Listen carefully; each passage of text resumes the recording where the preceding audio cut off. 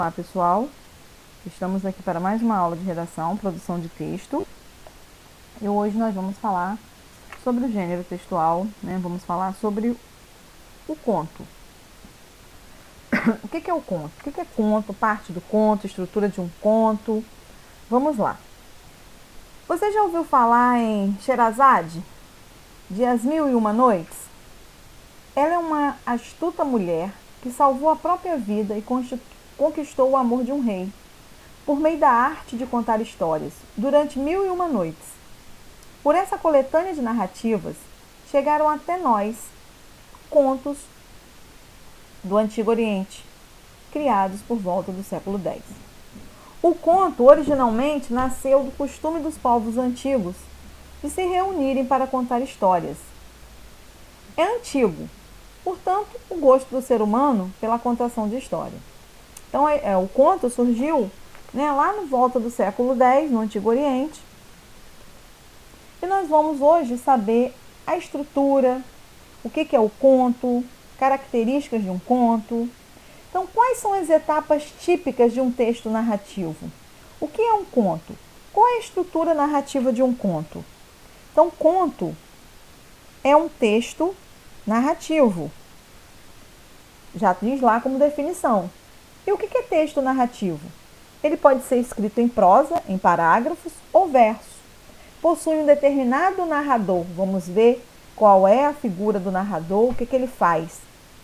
Ele conta uma ação, né? O narrador conta uma ação num determinado tempo e espaço, num determinado local e determinado tempo. E que há intervenção de personagens, que os personagens atuam. O conto é uma narrativa literária curta, com economia de meios, como tempo, espaço, personagem, enfocando uma célula dramática ou um conflito, um único conflito. Então, o conto, ele tem suas características, que é a característica do texto narrativo. Ele tem que ter personagem, o narrador, o tempo, o espaço, o desfecho, o epílogo, o clímax, que nós vamos ver mais à frente. A estrutura de um conto. Nós temos a introdução, que ela vai descrever o espaço, ou vai descrever o personagem também. Vai descrever aquele personagem e vai contar aonde se passa a história. A complicação são os fatos iniciais, os assuntos, os acontecimentos que vão colocar os personagens numa nova situação. O conflito é o desenvolvimento dessa situação, tá? É o desenvolvimento dessa problemática. O clímax ocorre, é o auge, é o ápice do conflito. É o momento de maior intensidade dramática, que a gente não tem mais como prolongar aquele conflito. Por exemplo, quando está perto de descobrir quem praticou aquele crime, quem sequestrou, quem matou. Isso aí é o clímax, é o auge do conflito que está próximo ao desfecho, próximo a descobrir quem praticou aquela ação e chegar à conclusão, o final do conto. Epílogo ou desfecho é a solução final do conto. E aí você vai ter um castigo, uma vitória, uma derrota do protagonista, é o desfecho, é a conclusão. Então a estrutura do conto, modernamente, ele não aparece de forma fiel, como foi colocado ali anteriormente. Pode haver inversão nas ordens das partes. Por exemplo, a introdução, não é comum mais aparecer essa introdução. Ela é omitida, tá? E acontece ao longo do texto. O conto, ele precisa e é construído com uma linguagem objetiva e direta. Mas há o privilégio das ações. As ações sobressaem as ações dos personagens. Ele pode ter ainda, o conto, reflexão do narrador, tá? Levando em conta mais os sentimentos e pensamentos do que a ação.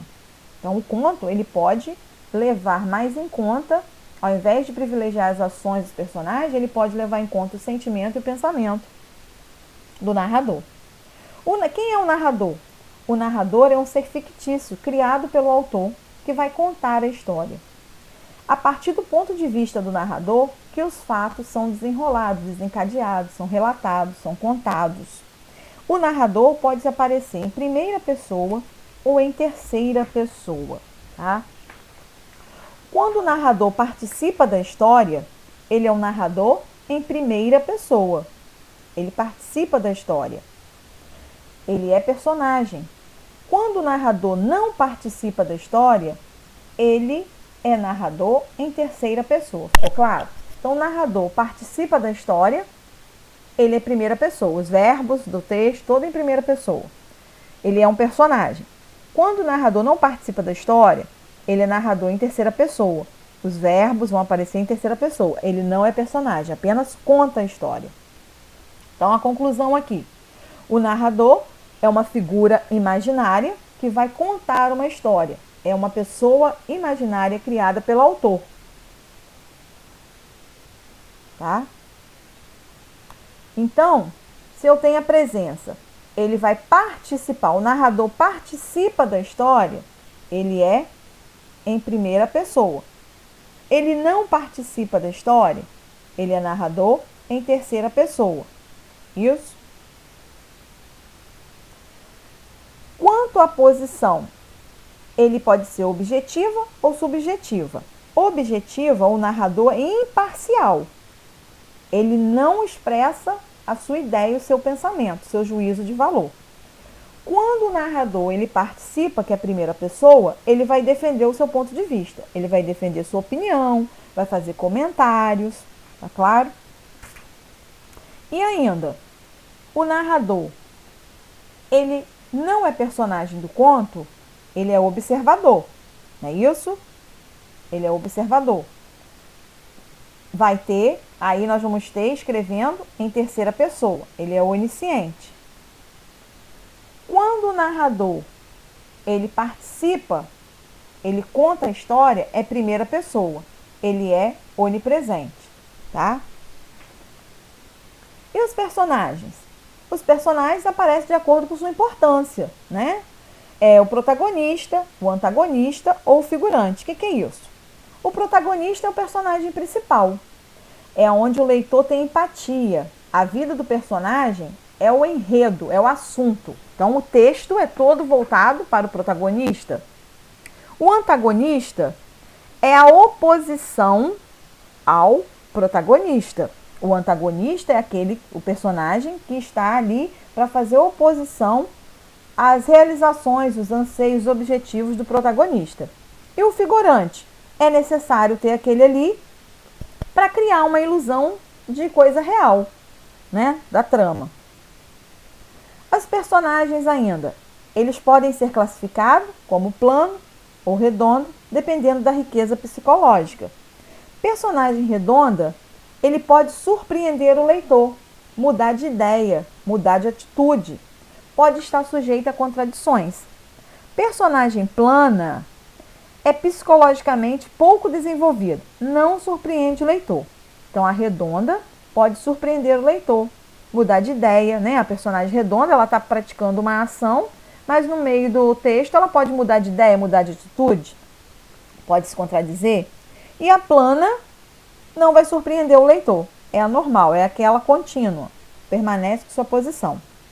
Mesmo quando existe um ser real, em que o narrador se baseia, a personagem literária é uma entidade ficcional. Claro, no conto, os personagens é ficção, é fictício, tá? Aí nós temos o tipo de personagem, através do relevo e da concessão. Ele pode ser principal, secundário e figurante. Principal, ele desempenha um papel fundamental, ele é o protagonista. Secundária é um papel menor, de menor valor do que o protagonista. E o figurante é irrelevante, ele está ali apenas para compor, né? Ilustrar o espaço social, profissional ou ideológico. A concessão, modelada, plana, personagem tipo. A modelada, nós temos uma densidade psicológica, o comportamento sofre alteração ao longo da ação. A plana, o comportamento é o mesmo ao longo da ação. E o tipo, personagem tipo, ele representa o estatuto social, cultural, econômico, que é circunflexo, está errado aí, profissional, com qualidades e defeitos que são associados.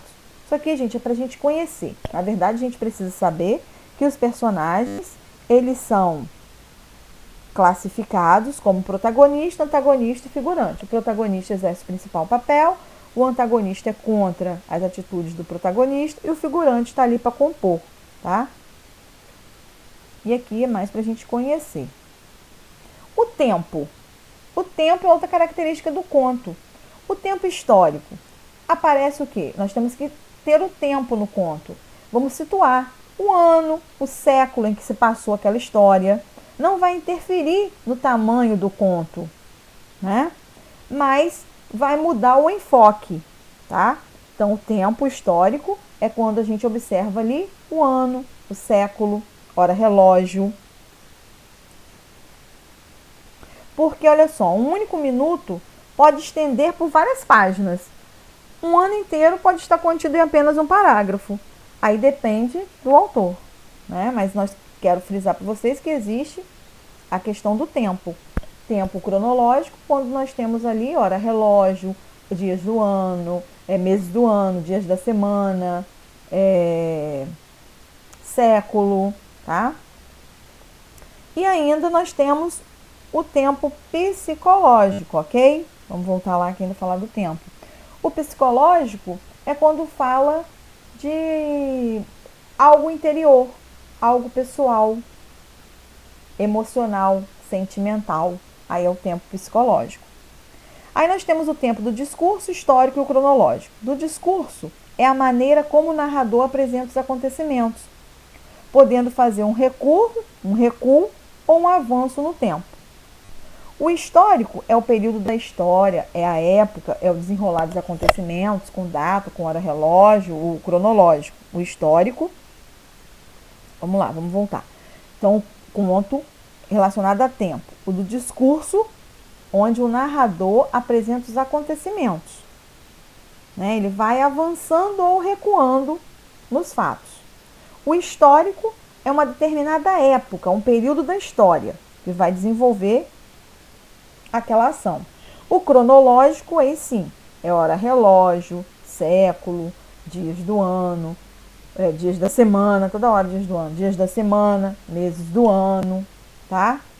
Tem a ver com a duração da ação. E o espaço? O espaço é descrito em detalhes, mas pode também ser genérico. Falou que aconteceu num determinado local, na zona rural, na zona urbana, numa determinada cidade. Pode ser detalhado ou pode falar de forma geral. Ele tem o espaço físico e o social. O espaço físico pode ser exterior ou interior, que consiste no local onde se desenrolam os acontecimentos. O social é um ambiente social que pertence aos personagens, tá? O social, o espaço social é a condição social que pertence aos personagens. E o físico é o local. A ação. A ação são praticadas por personagens, né, que têm um objetivo para atingir o objetivo ou para não atingir o objetivo. Então, a ação é a prática ali, é a atitude de cada personagem. A estrutura do conto: introdução, desenvolvimento e conclusão. Nessa introdução, nós temos o que? A situação inicial, onde nós vamos conhecer os personagens, a ação dos personagens, o local que vai se desenvolver, a história. No desenvolvimento, é o desenrolar dos fatos, dos acontecimentos, das ações dos personagens, né? Que a gente chega ao ápice, ao clímax, que está próximo do desfecho, próximo da conclusão, para desvendar aquele mistério. E a conclusão é a parte final, e que nós vamos conhecer o desenlace da ação, nós vamos conhecer o final da ação. Aqui tem uma estrutura mostrando o encadeamento, os acontecimentos numa ordem cronológica, acontece um após o outro. Nós temos os encaixes, onde as histórias são introduzidas uma narrada, né? E depois a gente vai introduzindo outras ações. E também tem história que é interrompida e são narradas de forma descontinuada, só para vocês conhecerem, tá? A ação, né, principal envolve os acontecimentos dos personagens principais e a secundária explica a ação principal, contribuindo para complementar, para a gente chegar à compreensão, para a gente entender o assunto. O desfecho, né? Ele pode ser fechado ou aberto. O desfecho fechado é o desenrolar da história, o final ele é revelado. E o aberto é o contrário, incita a reflexão. Então, o desfecho, o final da história fechado é o que? Eu tenho o assunto resolvido, o final é revelado. E o aberto, o final não é revelado, é o contrário, né? Ele deixa com que cada leitor conclui esse desfecho, ok? Imagine esse desfecho. Até a próxima, estaremos juntos em breve.